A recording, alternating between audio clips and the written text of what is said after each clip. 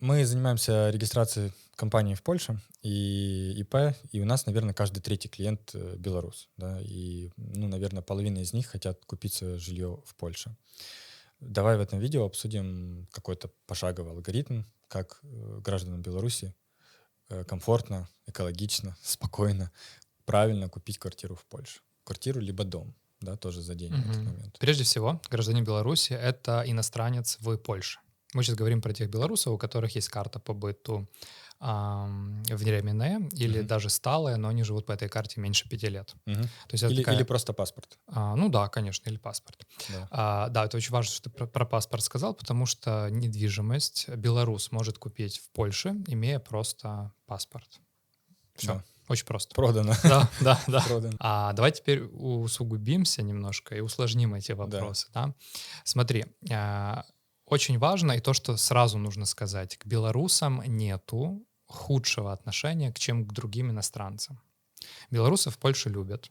Белорусы здесь прекрасно себя чувствуют. Здесь схожая культура, схожая внешность, схожий язык. И в целом я не вижу другого отношения к белорусам, чем к украинцам, например. А в Украине к белорусам другое отношение, более Мгм. агрессивное. Это то, что говорят даже те, кто там проживают. Мы сейчас не про это. В Польше тут все классно. Я тебе даже скажу, в этом году, в 24-м, у нас двое из трех клиентов на покупку — это белорусы. В прошлом году было больше украинцев, и позапрошлом. В этом в основном все белорусы. Многие приезжают с Беларуси, потому что им там уже очень сильно закручивают гайки. Очень многие жалуются на проблемы с властью. То есть дошли уже вообще и до тех... Там у них же были митинги в В 2020 году. 20-м, да. И вот их до сих пор ищут, всех, кто... И до сих Да, пор и будут находят. искать. И Да, и до сих будут пор искать. находят, да. И многие люди с этим сталкиваются и выводят капитал. То есть задача вывести из Беларуси капитал, потому что там становится жарко. Все наши клиенты, они без проблем эту недвижимость покупают. Да. Знаешь, где могут быть проблемы у белоруса? В банковской сфере. Счет, да. Если мы не привязываемся к деньгам, то есть я хочу купить квартиру, сначала задаю себе вопрос, хочу ли я вообще в Польше покупать квартиру или дом, неважно. Если да, меня Польша устраивает, я тут вижу пару лет своей жизни хотя бы, Мгм. окей, покупаем. Выбираем объект, проверяем этот объект на предмет разного рода усложнений, типа необходимости делать разрешение на покупку земли от МВД, или, если это вторичка, на предмет каких-то долгов, каких-то претензий наследственных и так далее, и так далее. Если с этим все окей, можно покупать. Да? То есть цена мне подходит, мы поторговались, все классно, покупаем. Мгм. После этого нужно понимать, как мы за этот объект заплатим. Если мы тут работаем, и мы хотим получить ипотеку, у нас есть кредитоспособность, тогда можно получать ипотеку. Ипотеку и белорусам, и даже гражданам России, мы знаем про такие кейсы, им тоже дают. Мгм. И дают на тех же самых условиях, что и украинцам, что и полякам. Это важно понимать. Для всех одинаковые проценты, все одинаково белые люди перед банками. Мгм. Если же у тебя задача купить квартиру за наличные средства, наличными мы называем все, что не кредитные, да.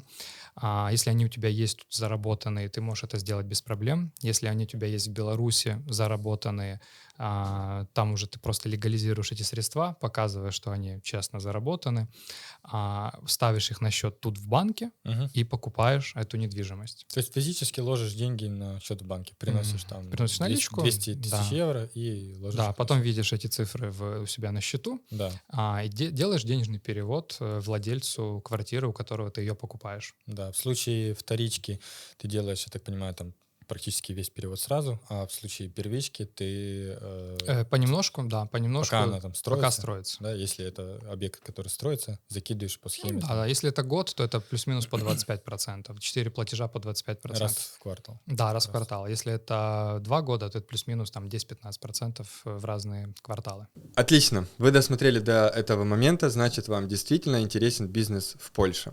Поддержите нас, поставьте лайк этому видео, напишите комментарий и подпишитесь на наш канал. А если вы реально настроены делать бизнес в Польше, то мы можем вам в этом помочь.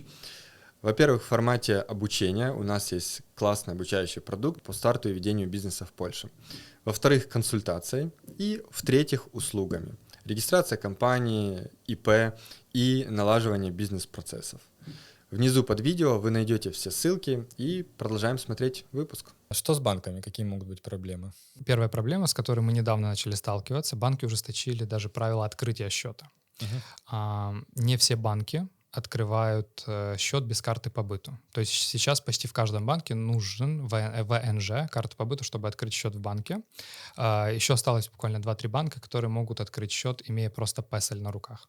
Песель — это у нас идентификационный номер, да? Его можно получить бесплатно, не нужно прописываться обязательно, чтобы его получить. Просто отстоять 2 часа в очереди в каком-то городском муниципалитете, тебе его дают, ты с этим идешь в банк, открываешь счет. Я слышал, очень часто тоже банки стали прописку просить. Типа вот ты должен, у тебя должно быть место жизни здесь какое-то в Польше. Последний по кейс... крайней мере, бизнес-счеты, счета просят. Наверное, для бизнес-счетов, но для индивидуальных личных не просили Ничего ни не разу. просили? Не просили. Окей. Просили уже подтверждение легальности происхождения денег, когда люди пытались деньги поставить. Да, и что это может быть в 2 словах? Это любой документ, подтверждающий, что ты их заработал, а не они у тебя просто откуда-то появились. Это может быть зарплатная ведомость, это может быть выписка с налоговой с твоей стороны, любой документ, подтверждающий продажу недвижимости или движимости. Дарственная очень частая история и одна из самых комфортных, бесплатных, приятных. Да, это мне подарили родители. Да, мне подарили родители, на самом деле. Откуда деньги у родителей, не проверяют. Никто не спрашивает, откуда деньги у тебя, мне подарили родители. Вот дарственное, самое главное, что в Беларуси, что в Польше, от родителей, от первой крови, да, деньги беспроцентно можно дарить. Окей. То есть не нужно платить от этого никакой налог. А не будет такого кейса, что ты говоришь, вот мне дарственное подарили, там, 150 тысяч, банк уведомляет, типа, Ужон Скарбовый, и Ужон приходит и говорит, ай-яй-яй, вы должны заплатить налог. Да, если это родители или первая кровь, то тогда не нужно по закону платить никаких налогов. Да. Но если бы это был там какой-то мой знакомый, очень хороший, который мне почему-то 150 тысяч решил подарить, то тогда могут быть вопросики. Да? От 2 до 19% могут посчитать. Окей. Да, там уже индивидуально интерпретируют налоговое. И тут я уже не хочу влазить именно в эту штуку, потому что там очень много разных нюансов. Что-нибудь еще по алгоритму покупки для белорусов? Он такой же, как и для любого другого иностранца. И он достаточно простой. Единственное, на что нужно обращать внимание, это вот как раз разрешение, да, на покупку земли. Или это может быть покупка участка дороги, кусочка дороги, это может быть покупка зеленых насаждений, или если ты покупаешь прямо на границе с Польшей, с другой страной, там в 15 километрах, это приграничные земли, там тоже нужно делать разрешение. Все остальное, все остальные алгоритмы, процентные ставки ипотечные вообще такие же, как для поляков, без проблем. Ты еще спрашивал в самом начале, если мы покупаем дом. Чаще всего при покупке дома нужно покупать землю под ним отдельно. И это как раз то место, где нужно делать разрешение. Поэтому если человек не хочет делать это разрешение, а это где-то от 6 до 18 месяцев, это по Мазовшу, то есть по Варшавской области. А по другим городам это может быть даже дольше иногда. Если мы не хотим столько ждать, и продавец тоже не захочет столько ждать. Да, у меня был вопрос логичный про продавца больше даже. Он может подождать, но твой залог, он будет больше, чем 10%, и он точно будет сгораемый, если вдруг тебе не дадут такое разрешение. Иначе нету смысла продавцу, да. И нужно делать это разрешение. Обычно люди этого не хотят. Поэтому лучше покупать квартиру или квартиру в таунхаусе или в дуплексе. То есть там 50-50 еще. 50-50 в плане разрешения? Где-то есть, где-то нету, да. Смотря как застройщик это еще давным-давно задекларировал. Раньше застройщики про это не сильно думали, потому что покупали в основном поляки. Даже мысли такой не возникало, да, что будут иностранцы покупать так сильно?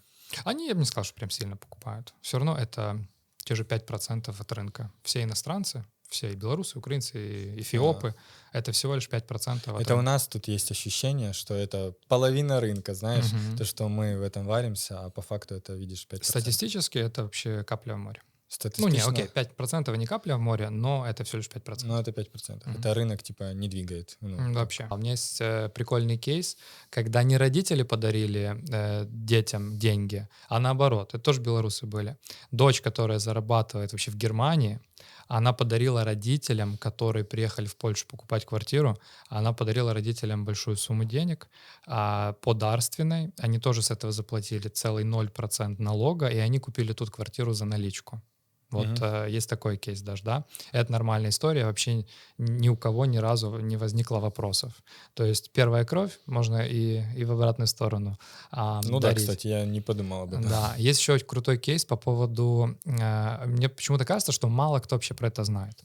И этот кейс у нас получился случайным образом. Мы долго спрашивали у многих юристов, никто вообще не брался даже за деньги отвечать на него. Можно ли с Беларуси денежным переводом перевести деньги сюда на польский счет? Вроде бы простой вопрос. Но мы знаем, что все белорусские банки под санкциями, и мы знаем, что все польские банки с ними не сотрудничают. И оказывается, есть в Беларуси банк, вполне себе большой и надежный для белорусов, который сотрудничает с польскими банками. И буквально недавно наш клиент перевел деньги от отца сыну, тоже по дарственной, с белорусского банка на польский. Деньги дошли за 2 дня. Да? Типа в евро, в долларе? Да, евро в евро. Евро в евро. Угу. И деньги зашли, и он... Вообще за 2 дня, да. То есть сегодня утром отправил, завтра после обеда они уже на счету. Ну так вот, шах и мат. Да, все просто. В банке спросили, что там за деньги приходят. Не маленькие суммы. Он показал дарственную. Дарственная написано от руки, без нотариуса, без ничего. Потому что нотариус за это берет какой-то там 0,5%, мне кажется, если не целый процент от этой суммы. Ну, а это от 20 тысяч, извини, от 200 тысяч евро. Не маленькая, Уже как не маленькая комиссия, да. И это без комиссии нотариуса, это без налогов, просто деньги зашли. Ну, там банк, наверное, какой-то... Если нужно, я потом уточню, сколько. Ну, там небольшая комиссия банка за международный перевод. Ну, за SWIFT какой-то. Да. Ну, наверное, $50 они взяли там каких-то. Окей, классно. То есть это прям классный кейс, и это говорит про то, что это настолько просто, понимаешь, да?